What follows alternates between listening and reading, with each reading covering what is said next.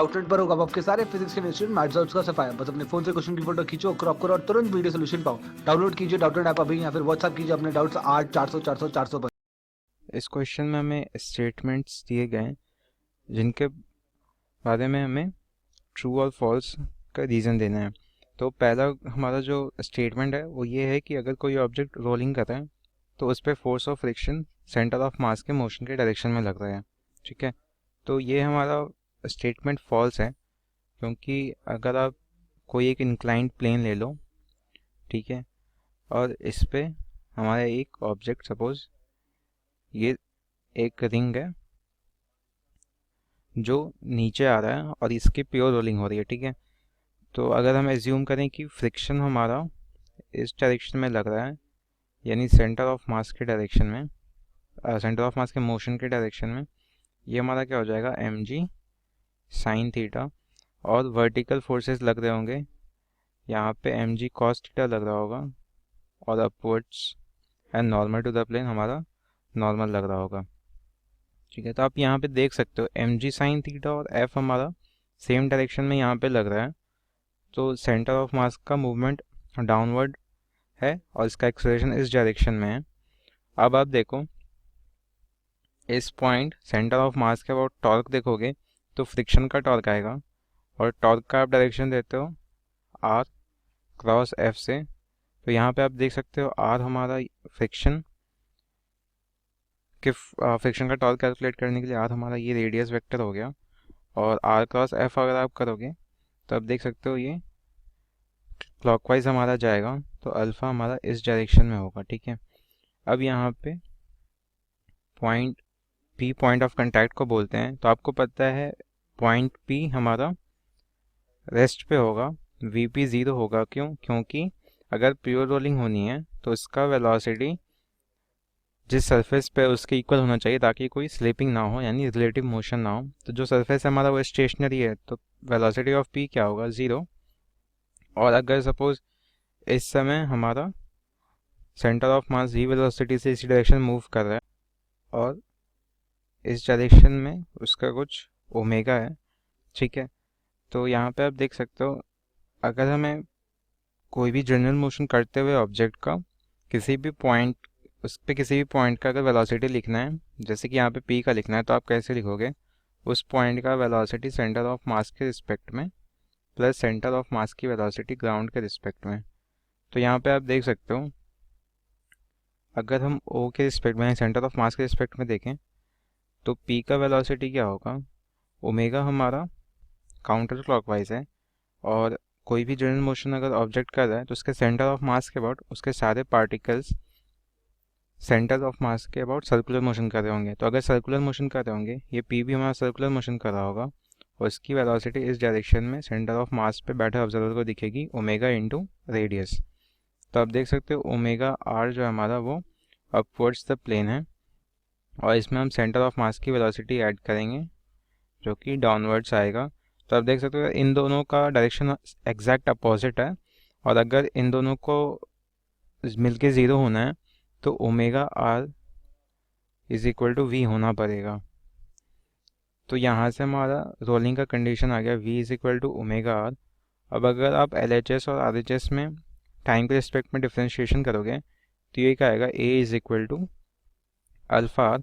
और आप देख सकते हो ये ओमेगा हमारा इस तरफ था तो अल्फ़ा हमारा इस तरफ आना चाहिए, ठीक है, ताकि इस डायरेक्शन में अगर हमारा v है और इस डायरेक्शन में अगर ओमेगा आर है, तो आप देख सकते हो अगर v हमारा a के कारण इंक्रीज कर रहा है तो दोनों को इक्वल होने के लिए ओमेगा को भी इंक्रीज करना पड़ेगा, पर अगर फ्रिक्शन इधर लग रहा है तो अल्फ़ा हमारा ओमेगा के अपोजिट डायरेक्शन में लग रहा है। ठीक है, तो यहाँ पे आप देख सकते हो फ्रिक्शन हमारे इस डायरेक्शन में नहीं लगेगा अगर प्योर रोलिंग होनी है, फ्रिक्शन का डायरेक्शन अपवर्ड्स द प्लेन होगा ताकि अल्फ़ा हमारा क्लॉकवाइज आ जाए ओमेगा की डायरेक्शन में।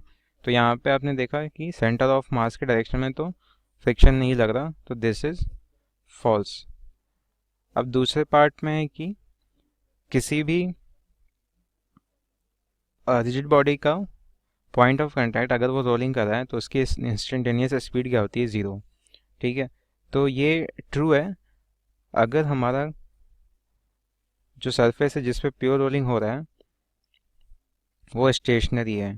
ठीक है, प्योर रोलिंग का मतलब क्या है कि ये जो हमारा पॉइंट ऑफ कांटेक्ट है, सपोज ये अगर हमने एक रिंग ले लिया तो इसका जो बॉटम मोस्ट पॉइंट है जो ग्राउंड के साथ कांटेक्ट में आ रहा है वो क्या, उसकी वेलोसिटी ज़ीरो होगी। क्यों? क्योंकि प्योर रोलिंग का मतलब ये है कि स्लिपिंग ना हो। और अगर स्लिपिंग ना हो तो आप देख सकते हो कि अगर यहाँ पे कोई ऑब्जर्वर है हमारा ग्राउंड पे तो उसके रिस्पेक्ट में इसको मूव नहीं करना चाहिए। स्लिपिंग तब होगी जब कोई रिलेटिव मोशन होगा। सपोज दो ऑब्जेक्ट हैं, दोनों सेम वेलोसिटी से मूव कर रहे हैं तो इनके बीच में कोई रिलेटिव मोशन नहीं है, तो ये जो ग्राउंड है हमारा उसकी वेलोसिटी ज़ीरो है। तो अगर रिलेटिव मोशन ना हो, उसके लिए सेम वेलोसिटी होनी रहती है, तो ये जो पॉइंट ऑफ कांटेक्ट हमारा उसकी वेलोसिटी क्या होगी? ज़ीरो। ठीक है, तो ये स्टेटमेंट हमारा ट्रू हो गया। थर्ड में बताना instantaneous acceleration of point of contact during rolling is zero. तो आप देख सकते हो अगर वेलोसिटी ज़ीरो है तो इस डायरेक्शन में यानी कि अलोंग द ग्राउंड एक्सेलरेशन हमारा नेट क्या होगा? ज़ीरो, क्योंकि वेलोसिटी ज़ीरो हमेशा रहनी है तो एक्सेलरेशन ज़ीरो होगा। पर आप ये भी देख सकते हो कि जब ऑब्जेक्ट जनरल मोशन कर रहा है तो उसके पास कुछ ओमेगा है, और अगर आप सेंटर ऑफ मास के अबाउट देखोगे तो आपको ये जो पॉइंट ऑफ कांटेक्ट है वो भी सर्कुलर मोशन करते हुए दिखेगा। सेंटर ऑफ मास उस सर्कल का सेंटर होगा। तो अगर वो सेंटर ऑफ मास के अबाउट सर्कुलर मोशन कर रहा है तो एक सेंट्रीपिटल फोर्स लग रहा होगा, जिसके कारण इस डायरेक्शन में हमारा एक सेंट्रीपिटल एक्सेलरेशन आएगा एम ओमेगा स्क्वायर आर। तो आप देख सकते हो कि पॉइंट ऑफ कांटेक्ट का नेट एक्सेलरेशन हमारा कुछ आएगा। तो ये भी हमारा फॉल्स हो गया। डी पार्ट में कि the for perfect rolling motion work done against friction is zero. तो अगर फ्रिक्शन हमारा लग रहा है पॉइंट ऑफ कांटेक्ट पे, in fact friction point of contact पे ही लगेगा। फ्रिक्शन हमारा कांटेक्ट फोर्स है तो उसका वर्क आप क्या बोलते हो? किसी भी फोर्स का इनफैक्ट वर्क क्या बोलते हो? F dot D S. ठीक है, इसका मतलब क्या है कि आप जो भी हमारा वर्क डन होगा इस फोर्स के कारण वो सिर्फ उस डिस्प्लेसमेंट को कंसिडर करना है हमें जो फोर्स के लाइन ऑफ एक्शन के लॉन्ग हो। ठीक है, तो यहाँ पे फोर्स के long line of action, force का लाइन ऑफ एक्शन हमारा ये होगा फ्रिक्शन का, यानी अलोंग द ग्राउंड। तो आप यहाँ पे देख सकते हो अगर वेलोसिटी उस डायरेक्शन में ज़ीरो है तो डिस्प्लेसमेंट क्या होगा? ज़ीरो, यानी फोर्स का जो पॉइंट ऑफ एप्लीकेशन है यहाँ पे जो कि पॉइंट ऑफ कांटेक्ट है उसका डिस्प्लेसमेंट अलोंग फोर्स ज़ीरो आएगा। तो ये जो हमारा वर्क डन है वो ज़ीरो होगा, तो फ्रिक्शन कोई वर्क डन नहीं करेगा यहाँ पे। तो ये स्टेटमेंट हमारा ट्रू हो गया। लास्ट पार्ट में है कि a wheel moving down a perfectly frictionless inclined plane will undergo slipping not rolling. तो यहाँ पे आप देख सकते हो अगर हमारे पास एक इंक्लाइंड प्लेन है और इस पे हमारा एक व्हील सपोज ये है, अब इसको अगर आप रिलीज़ कर दोगे और ये फ्रिक्शनलेस है तो यहाँ पे हम लिख लेते हैं फ्रिक्शनलेस है, तो इस पर कोई फ्रिक्शनलेस फोर्स फ्रिक्शन का फोर्स नहीं लगेगा।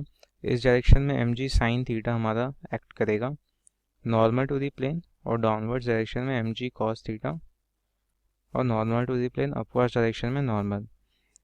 और अगर आप सेंटर ऑफ मास के अबाउट देखो तो normal M G cos theta M G sine theta कोई टॉर्क नहीं आएगा, क्योंकि टॉर्क हमारा क्या होता है?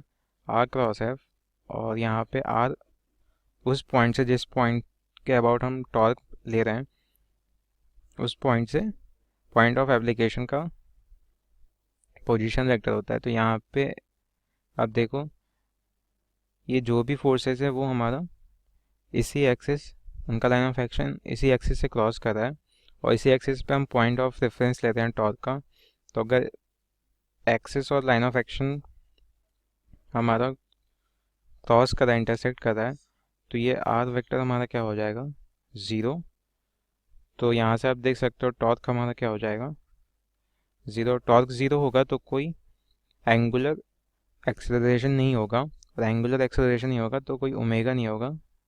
और इस डायरेक्शन में आप देखो सिर्फ एम जी साइन थीटा का फोर्स है, तो जी साइन थीटा का एक्सेलरेशन से ये ऑब्जेक्ट मूव करेगा, और कोई रोटेशन नहीं है तो सिर्फ ये ट्रांसलेट करेगा, यानी सिर्फ स्लाइडिंग होगी, रोलिंग नहीं होगी। तो ये स्टेटमेंट भी हमारा ट्रू है।